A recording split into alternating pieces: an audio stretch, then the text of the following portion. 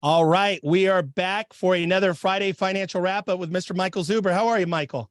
I'm doing well, man. We're gonna do something special in this one, so I look forward to this. We should probably do some of these more often.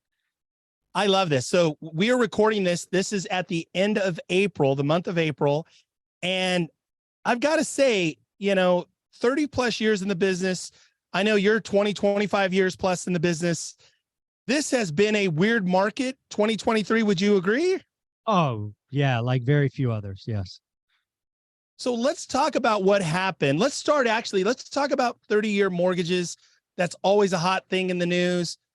Just your thoughts so far this year, and what can people expect going forward the next 8 months of the year, going into May and through the end of the year. Your thoughts about the 30-year mortgage. Yeah. So there's sort of good news on this front, but let's talk about what happened the last 4 months. So we have seen volatility on steroids as far as bond market and 30-year mortgages. They are not normally moving this much in a day, week, or month. I believe what we've been struggling through the first 4 months was the bond market and the economy and the Fed trying to figure out recession, no recession, higher for longer. I mean, like beginning of like in March, there was talk about the Fed going to 7%. And then that quickly died off. And now they're going to be cutting 100 basis points. And there's just been a lot of consternation. I believe what the second half or the next 8 months are going to be is a far more stable environment. I think generally speaking, rates trend down, but not crazy fast. This almost EKG like move in rates, I believe, is behind us. And we get back to kind of a normal market with smaller ups and smaller downs, which I think helps everyone. And again, I think we end the year sub 6. Sub 6. Yeah. And let's unpack that a little bit too, that do you feel, and this is an interesting question, do you feel because of the internet and the way that social media and everybody has 3 or 4 forms of news now, mostly social media, but do you feel like that's also why everything is so volatile and the overreact? Do you feel like that's a part of it or not really? It certainly isn't a lot of the housing market, but I don't think interest rates are social media driven. That Okay. might be mortgage applications. It might be open house indications, but I think mortgage rates are really controlled by the bond market. And I don't think the bond market's all that influenced by social media. Okay. Let's talk about now. You described, I followed up. Lance Lambert now wrote an article about a weird housing market. I believe you were one of the first people I heard say that. Um, why do you feel that the market so far in 2023 has been so weird? We talked about rates, talk about inventory, and just your thoughts Yeah. about the weirdness. Well, I think there's a couple of things going on. And again, thankfully, we called it here on this channel really early. The collapse in transactions caught most people off guard. What we saw in the first 4 months of this year is what I call a bipolar or bifurcated market. And I think, unfortunately, that continues all year. What is that? Basically, if you take your market wherever you are and you draw a line at the median home price and below, on fire. I think worse than 2022. Median price and above, the farther you get away from median, the cooler or colder or frozen it is. All right. If you're shopping for luxury homes, congratulations. Go write disrespectful offers. But if you're shopping for an entry-level home, I mean, I'm hearing every day about bidding wars, escalation clauses, waiving, just unhealthy stuff. So I don't have good news on this front. I think the market stays kind of where it's at. Below the median stays on fire because there's no inventory coming. There's been several Fortune articles that I've been a part of or influenced. And unlike rates, which I had good news on, here I don't have any good news unless you happen to be a flipper like Ty or Jason or occasionally myself. If you can find that beat up junker and have your ARV be the median minus, it's going to sell easily, is what I think is coming. So you think bifurcated, meaning just different, above the median, weird, Cold, slow days frozen, on market. slow. Yeah. Below the median, still pretty strong through the remainder of the year. Yep, exactly. Well, let's talk about the recession. Now let's talk about layoffs. Layoffs have been a big deal. We haven't heard about layoffs in 10 years. Everybody was ramping up. Now we're seeing recession. Now we're seeing layoffs, recession. Your thoughts about it? Does that continue into the remainder of the year? And Yeah. maybe how does it play into real estate? Yeah. So I think the next 8 months are recessionary. I think we're certainly in it. I think layoffs are probably a part of the first half of that. Um, but yeah, again, I think the economy is in trouble. I think we'll have negative GDP. I think we'll have a 9 to 12 month recession. I think it will be tech oriented. So if you happen to be in the Bay Area or Austin, Texas, for example, or other tech areas, I think there's a like Seattle. I think there's a very good chance you have more pain ahead. Because what happens is not only do you have layoffs and you have buyers disappear, but you also have perhaps distressed sellers. And not distressed like foreclosure, but I got to get out. I got a job somewhere else. I got to move. So I think the Bay Area. I haven't had a good feeling about the Bay Area in a year. That hasn't changed. I think the Bay Area lived high on the hog with all this RSU and stock money that was fake, and there's some more pain ahead. But again, when you look at the country, like tech is like 2%, 2.5% of jobs. Now they're very concentrated: Austin, Bay Area, Seattle. But I don't think the country is all that influenced by tech.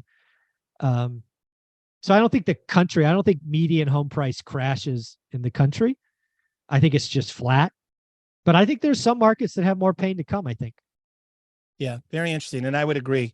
Definitely San Francisco. We've seen it. Austin. Oh, yeah, San Francisco. They talked a little bit about Sacramento. I haven't kept a close eye, but I've seen that in headlines. What are your thoughts? Now, this was an interesting thought, and it ties to the recession. It ties to layoff. One of the things they talked about unemployment.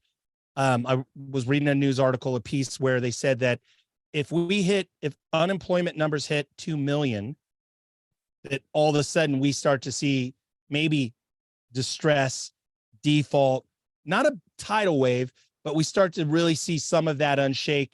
What are your thoughts so far? I don't know where we're at on unemployment, like through April, and just your thoughts about that Is there a threshold number for unemployment numbers? Yeah, so this is a great question. This is something that crash bros are kind of anchored on, right? The economy is going to crash, unemployment's going to spike, and finally we're going to get the crash we've been calling for 5 years. I have, unfortunately, bad news on that front as well for a couple of reasons. First, if we have a spike in unemployment, and let's be clear, let's put numbers on it. Today we're at 3.6%. A spike would have to be like 5.6, 6.6. So we're talking huge, right? Almost double. Yeah. Okay, if that's the spike, what happens? Well, the first thing that happens is the Fed not only pauses, the Fed cuts. The Fed is hoping for a soft line. The Fed will take some unemployment. They won't take a spike. Right. Second, if you're not paying attention, if there's a big jump in unemployment, what do banks do like last time? Well, the last time unemployment spiked, they issued forbearance with a click of a mouse. Yep. You need 90 days to get your shit together. Click this button. No harm, no foul, no credit hit. You want 6 months? Great. We're going to talk to you. So if we have a spike to unemployment and it stays there for a year, maybe we have pain. But let's be clear.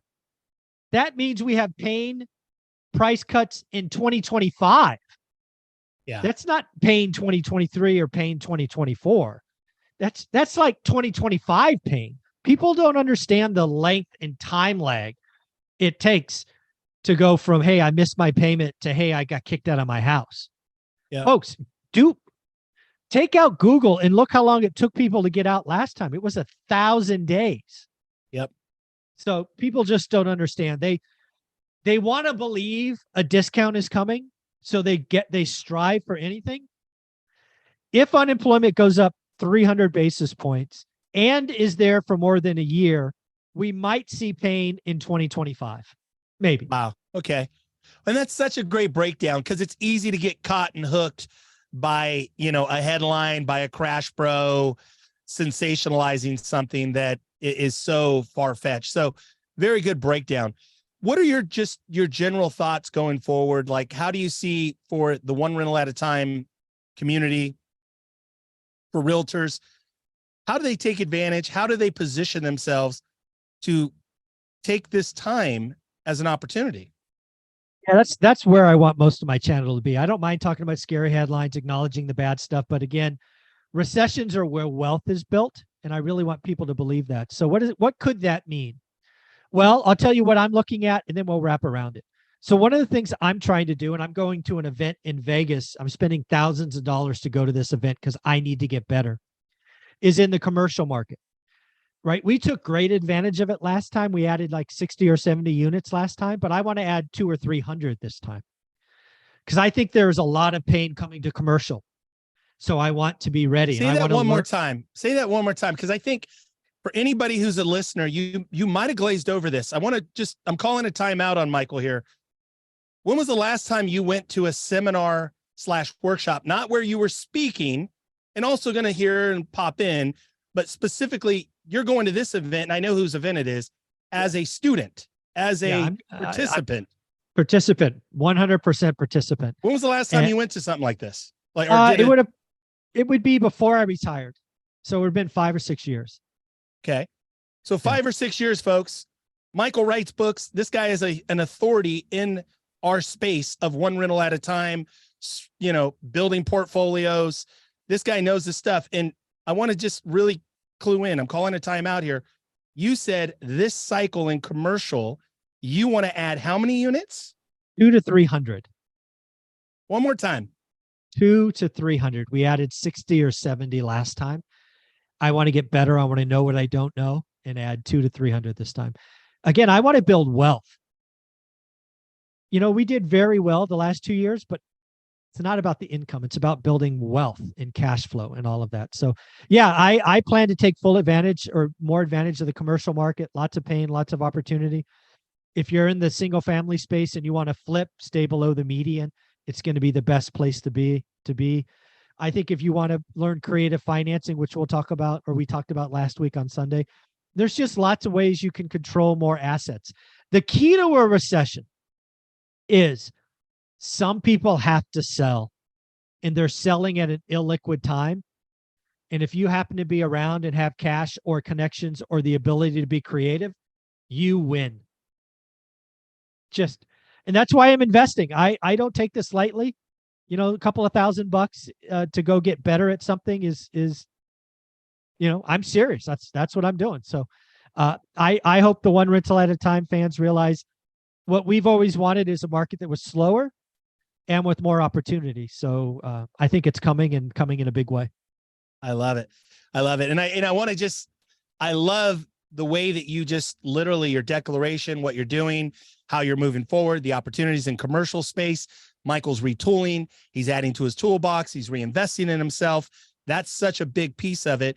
Also, too, there was a couple things there that I love. You said, hey, for somebody that's got one rental, maybe it's just picking up 2 or 3 more single family houses, being at the right place at the right time, or adding tools like creative finance, subject to those kinds of things. Michael, more thoughts on that for the audience? Yeah, I just think again, there are 2 areas I want to get better at. One I'm going to address in Vegas next week or whenever that is. And then the other one is creative financing. I think there's a lot of residential opportunity coming. I want to go get as much of that 2.8, 2.9, 30-year money I can, whether that's via sub 2 or novation or whatever it is. Again, areas that I know nothing about, where I'm going to come to guys like you and go to your events because there's so many ways to make hay in this business, and recessions are a great time to take opportunity. So I look forward to it. It's going to be fun. I love it, Michael. Well, Michael, thank you for all that you do. Folks, it is the end of April. I want to say we're going into May. It's a very unique time in the world. The world is changing. Real estate, the markets are shifting. We've been talking about it for months. Do yourself a favor. If you've gotten value from this, 2 or 3 things. Number 1, subscribe to the channel. That absolutely, so you can get this content. But also, I know there's a handful of you right now. They're saying, I want to get deeper involved with Michael. I want to be a part of the One Rental at a Time family. I want to go deeper into this community and really participate and learn more on this. How can people find more information about the course? Yeah, go to onerentalatatime.com and you can see my courses there, from Get Your Money Right to How do you get started. You actually can go see the mastermind that we put together. There's a lot of stuff there for you. A lot of free stuff, so much bonus content. I did a little piece, a couple, 2-3 pieces of creative finance for Michael. He's got recordings of past events.